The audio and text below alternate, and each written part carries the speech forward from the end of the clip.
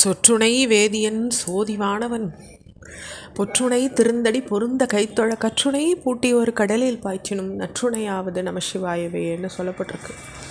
அப்படி எந்த ஒரு இக்கட்டு நமக்கு வந்தாலும் நமக்கு ஈஸ்வரனுடைய துணை இருந்துட்டால் நம்ம எல்லாத்தையும் கடக்கலாம், அந்த நமசிவாயத்தை நமக்கு இறுக பற்றிக்கலாம்ன்றத மனசில் நல்லா நினச்சிண்டு இப்போ நம்ம திருச்சதகத்தில் இருக்கோம், மெய் உணர்தலில் இருக்கோம். திருவாசகத்தில் அதில் 6 பாடல் பார்த்தோம்.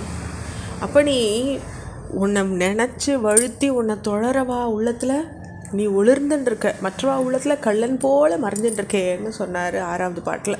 இப்போ நம்ம 7வது பாட்டை பார்க்கலாம்.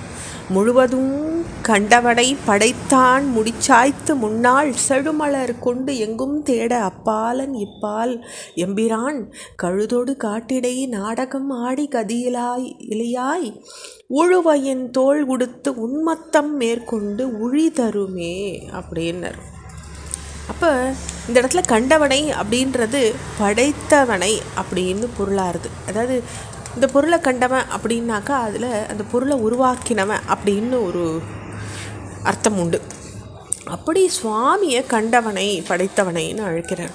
அப்போ பிரபஞ்சம் முழுசையும் சிருஷ்டித்த அந்த பிரம்மதேவனின் தந்தையான திருமால் முன்ன ஒரு காலத்தில் தன் தலையை கீழ்நோக்கி பேரூக்கத்தோட பாதாளத்தில் தேடியும் அவருக்கு உன் திருப்பாதம் தென்படலை. அத்தகைய நீ இங்கு எங்களுக்கு உபகாரம் பண்ண சுடுகாட்டில் பேய்களோடு கூடி தாண்டவமாடி திருப்பாதம் காட்டின. அப்படிப்பட்ட நீ புலித்தோலை ஒன்றுமே இல்லாதவன் போல் அற்ப புலித்தோலை அணிஞ்சுண்டு பித்து பிடிச்சவன் போல் திரியிறியே, இது என்ன விந்தைன்னு கேட்குறார். சித்தன் போக்கும் சிவன் போக்கும் ஒன்றுன்னு சொல்லுவா பெரியவா. அவளுடைய செயல்களில் பொருத்தம் காண்பது ரொம்ப கடினம். அப்போ முரண்படுற இத்தகைய இயல்பு அம்பிகை இடத்துலையும் இருக்கிறத நம்ம லலிதா சகஸ்ரநாமத்தில் பார்க்கலாம்.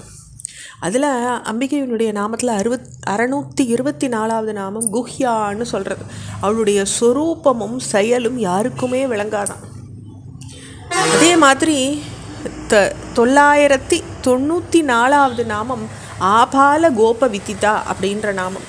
அதாவது பாலர்களுக்கும் இடையர்களுக்கும் கூட எளிசில் விளங்குறவளாக இருக்கக்கூடியவளா, அதாவது எளிசில் விளங்கக்கூடியவளும் அவள் தான், அவளுடைய சொல்லும் சொரூபமும் விளங்காதவளும் அவள் தான்.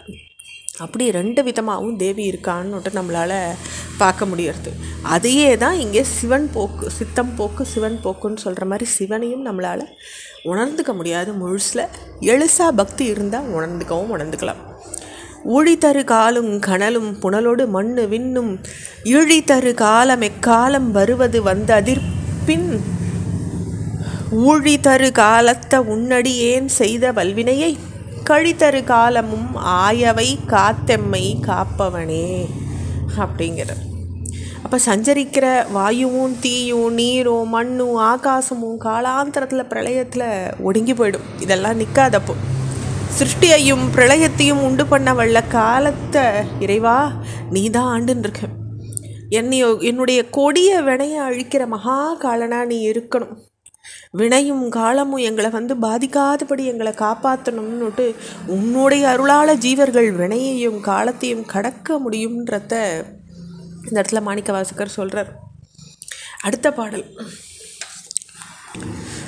பவன் எம்பிரான் பணிமாமதி கண்ணி விண்ணோர் பெருமான் சிவன் எம்பிரான் என்னை ஆண்டு கொண்டான் என் சிறுமை கண்டும் அவன் எம்பிரான் என்னை நான் அடியேன் என்ன இப்பரிசே புவன் எம்பிரான் தெரியும் பரிசாவது இயம்புகவேன்றார். அப்போ உலகுக்கெல்லாம் தலைவன் அவன் தான் பவன் எம்பிரான். பவனம்னா உலகம், உலகத்துக்கெல்லாம் தலைவன். சந்திரசேகரன் தேவாளுக்கெல்லாம் தலைவன். விண்ணோர் பெருமான்ற வார்த்தை வருது.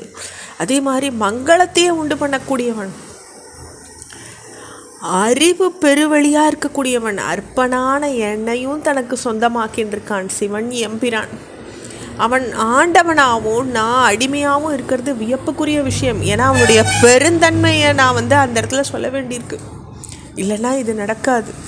அப்படிப்பட்டவனுக்கு நான் என்ன பரிசு, எல்லாத்தையும் ஒடுக்கி வச்சிருக்க சிதம்பரநாதனாய் ஆண்டு மயமாக இருக்கானே, அவனுக்கு நான் என்ன சொல்கிறது பரிசா அப்படின்னு கேட்குறார் இந்த வாக்கியத்தில். இதோடு நம்ம 9 பாடல்கள் திருச்சதகம் மெய்யுணர்தலில் முடிச்சுக்கிறோம். ஓம் நம சிவாய்.